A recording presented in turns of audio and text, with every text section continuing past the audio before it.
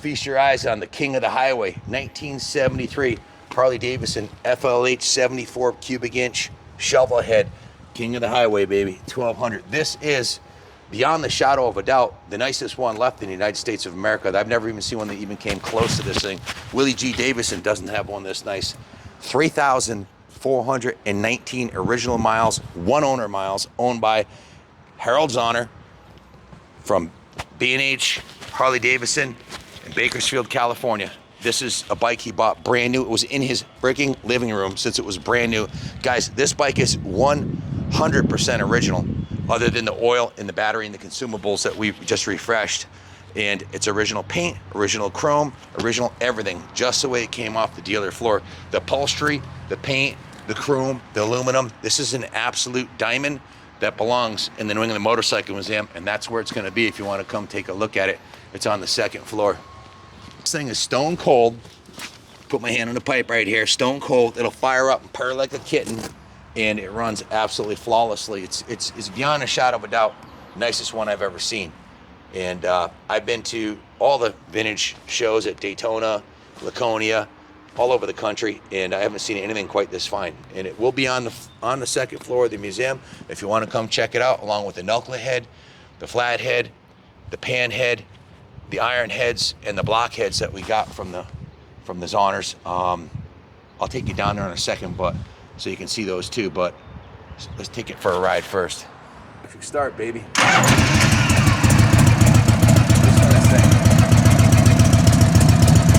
a Harley's supposed to sound like.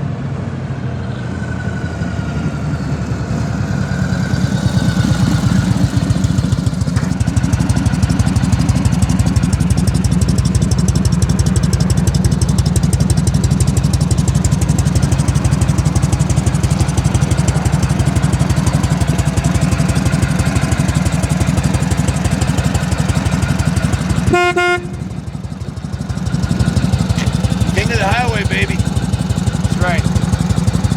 Oh yeah. Want to meet me inside? Yes, sir.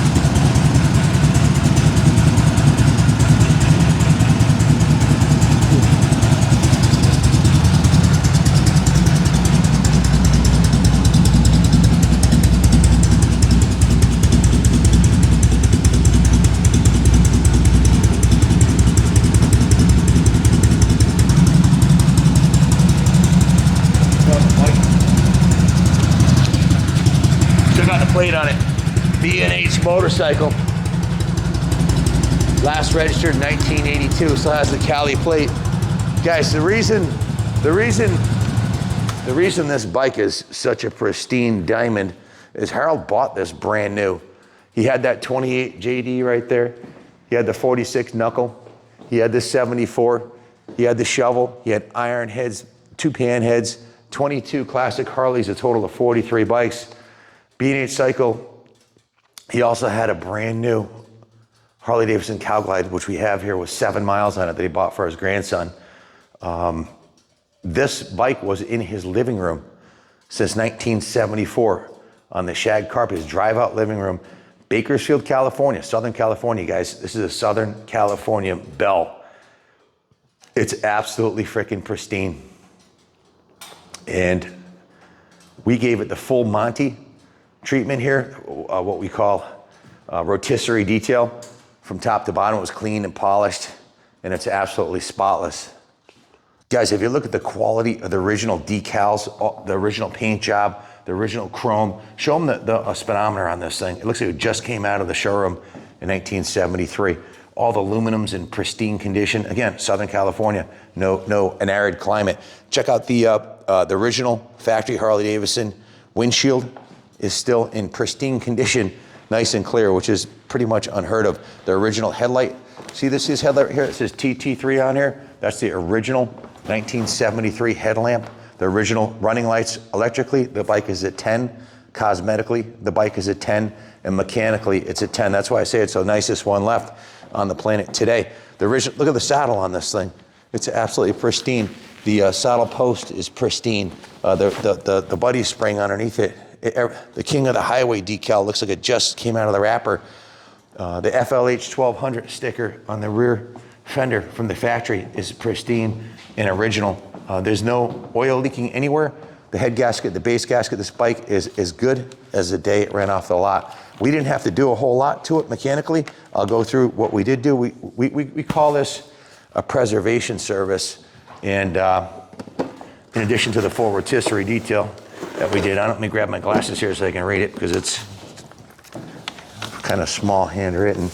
But so we pulled the intake, cleaned the mesh air filter, pulled the carb in the intake manifold, and replaced the intake O-ring, something you always want to do on a classic that's been sitting for more than 20 years. We completely rebuilt the carb, replaced all the O-rings and the gaskets, reinstalled the carb, set the throttle and choke cable, lubed the cable, throttle and choke cables. And then, the complete fuel system was gone through. Then we went through the brakes. So we rebuilt the rear master cylinder with a rebuild kit, all new O-rings, rebuilt the rear brake caliper, all new O-rings, moved both front and rear brake lines during the brake rebuild process, rebuilt the front master cylinder with all new components, a new reservoir cap and gaskets, rebuilt the front brake caliper with all new components. So basically, your standard preservation service, replace the brake gaskets, rebuild the carburetor. They bled the front and rear brakes with DOT4 brake fluid, set the rear brake pedal position, filled, charged, and installed a new battery with a new battery tender lead so you can plug it in when you get it home and the battery won't die. They changed the engine, transmission, and primary oils and greased the rear brake and shifter, replaced the fuel line and the crossover tube with a new 1/4-inch fuel line, tested all electronics, they work flawlessly, and set the tire pressures. These are the original Goodyear, what was it called? Goodyear what? Speed grips. Goodyear Speed Grip tires, original factory tires are on the bike and they roll beautifully and work perfectly and they're not dry rotted. Another testimony to the arid climate in indoor storage. Clean, gapped, and set the points. That's all it really needed. And then I went to the detail shop where it was given a full hand wash, steam clean, and all of the chrome on the bike was polished. All of the aluminum was polished. We used a product called New Coat that we got from the Lars Anderson Museum. They use that there on all their classic cars and motorcycles. 2 coats of New Coat. And basically, rotisserie detail means from the bottom of the tires to the top of the windshield, every square inch of the motorcycle was hand polished or waxed or cleaned with glass cleaner. The bare minimum intervention on a bike like this because it's a pristine original. No painting was done, no touch-up paint was done, no replacement of any components was done. This bike is 100% original, and I believe besides the 7-mile Cow Glide in the Zonner collection, this is the finest motorcycle in the collection, lowest mileage and the most original. The 46 Nuck over there is an absolute diamond. And it's worth substantially more than that bike. The 28 JD, the Shelva head, the 85 Heritage, the 2 pan heads, all beautiful bikes and the iron heads. But this one here, he bought it brand new and it's got 3,000 miles on it. and it's absolutely freaking perfect. Look at the chrome on the battery cover and on the side cover here. It's just the chrome on the exhaust. This is the original Harley Davidson Motor Company exhaust. Look at there. Can you zoom in on the exhaust? You never find vintage Harleys with the original exhaust. People will drive. I've driven 3 states away and paid $1,100 for an original set of Harley mufflers on a shovel head I was restoring. $1,100, and I was thrilled to get them. To find a set of pipes like this in this kind of shape is unheard of. Ronnie, can you show them the bottom side of the motorcycle, please? This is most old shovel heads, iron heads, any old motorcycle, they're usually covered with grease and grime. This was in his living room, guys. Not only was it in his living room, there was no drip pan underneath it, and there was no stain on his carpeting. Why? Because the thing doesn't leak. It's a freaking absolute diamond. Again, I'll go back to what I said to start with. This is the finest 73 shovel head left on the planet. The only thing left that we have to want to do on it is on the tour pack, there's a rubber grommet around the circumference here that we want to, that Justin ordered another one because it doesn't fully seal the tour pack, so it makes a little bit of a rattling noise when you're riding. So he's putting a new rubber grommet on there. That'll be tight as a tiger. We have the keys for the bags. The bags are pristine. This has the factory Harley Davidson chrome accessory bag protectors. It has the factory Harley Davidson chrome turn signal visors on there. And if you look at the back and if you come around the front, Harold purchased the Harley Davidson visors for the front right here.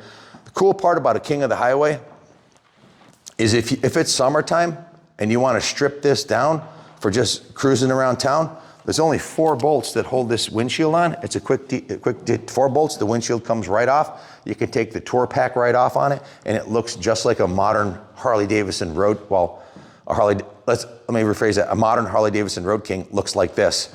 So the rear quarter view of this bike is definitely what I'll call the money shot. I mean, it's just an absolutely beautiful piece.